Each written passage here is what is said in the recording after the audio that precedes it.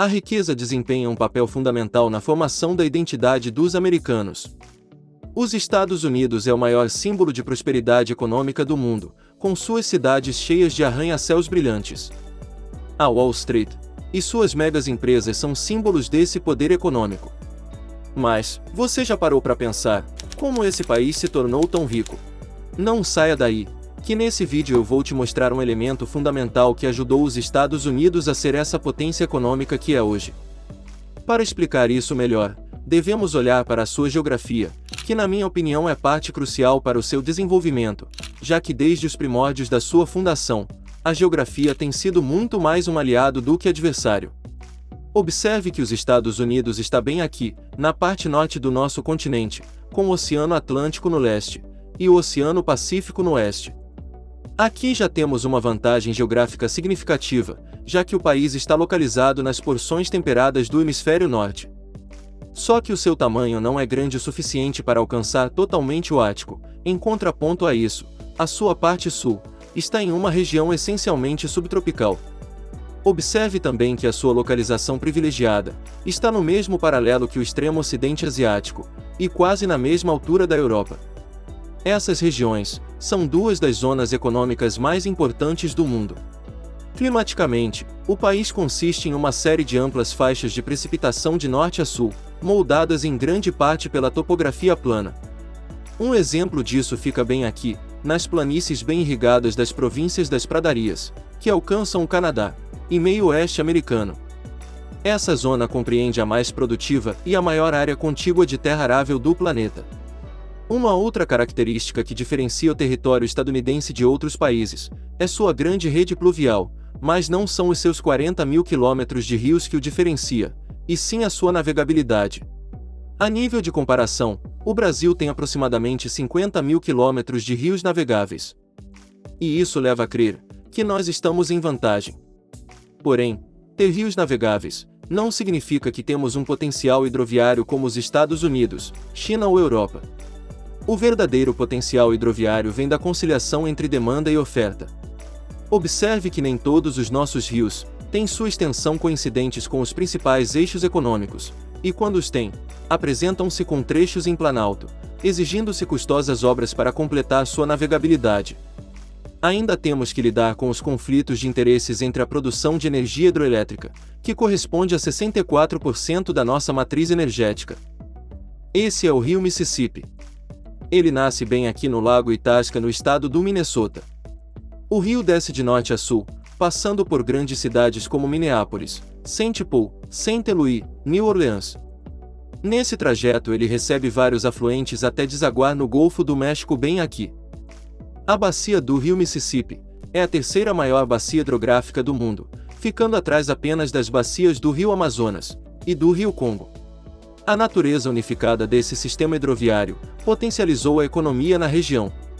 Primeiramente, o envio de mercadorias por vias fluviais é, por ordem, mais barata que por vias terrestres.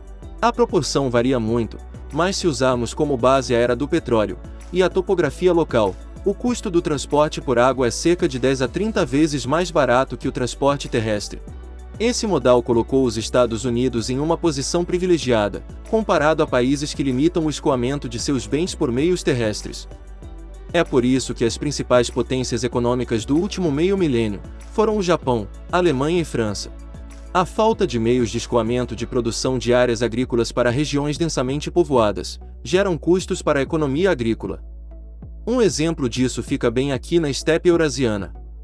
Mesmo nos tempos modernos, as colheitas russas e cazaques ocasionalmente apodrecem antes de chegarem ao mercado. Redes massivas de transportes artificiais devem ser construídas e mantidas, para que a terra atinja todo o seu potencial. Não é assim no caso da bacia do Grande Mississippi. A grande maioria das principais terras agrícolas estão a 200 quilômetros de um trecho de rio navegável. Rodovias e ferrovias ainda são usadas para a coleta, mas portos fluviais quase onipresentes permitem a totalidade da bacia.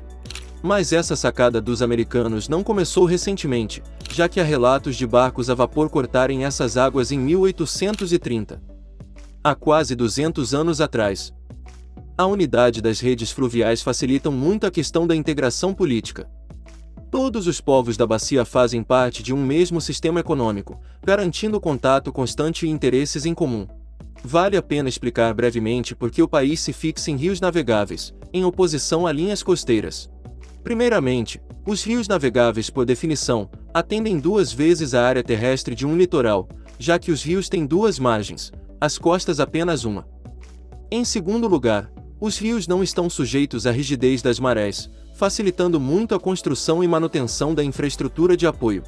Terceiro, as ondas de tempestade geralmente acompanham as tempestades oceânicas, que forçam a evacuação dos portos oceânicos. Nada disso elimina a utilidade dos portos costeiros, mas em termos de capacidade de geração de capital, as regiões litorâneas ficam em segundo lugar, em relação às terras com rios navegáveis. Existem outros elementos que alavancam ainda mais o potencial da bacia do Grande Mississippi. Primeiro são as suas reentrâncias da costa, que concedem à região uma riqueza de baías protegidas e portos naturais de águas profundas. Os exemplos mais óbvios incluem esses golfos bem aqui. Esses são os Grandes Lagos. Ao contrário da bacia do Grande Mississippi, os Grandes Lagos não são naturalmente navegáveis, devido ao congelamento no inverno e obstáculos, como as cataratas do Niágara. No entanto, nos últimos 200 anos, uma extensa engenharia hidrológica foi concluída principalmente pelo Canadá, para permitir a navegação completa nos lagos. Desde 1960, os Grandes Lagos forneceram um sistema secundário de transporte aquaviário, que aumentou consideravelmente as áreas de terras produtivas da região, aumentando ainda mais a capacidade de geração de capital norte-americano. Os benefícios deste sistema são colhidos principalmente pelas terras mais quentes dos Estados Unidos, e não pelas terras mais frias do Canadá. Um outro fator importante desse complexo sistema de escoamento são as linhas de ilhas barreira, que ficam nas costas leste do Golfo do continente. Essas ilhas permitem que o tráfego fluvial do Mississippi viaje em uma hidrovia intracostal protegida, além de servir como uma espécie de rio oceânico. Assim, a bacia do Mississippi é o núcleo do continente, e quem controlar esse núcleo não apenas dominará as regiões da costa leste dos Grandes Lagos, mas também terá a capacidade agrícola, de transporte, comércio e unificação política para ser uma potência mundial. E é dessa forma que uma bacia hidrográfica, juntamente com a sua viabilidade de escoamento, ajudou os Estados Unidos a serem essa potência econômica que é hoje. Já deixou o seu like? Caso não, deixe o seu like e inscreva-se no canal, para não perder nenhum vídeo.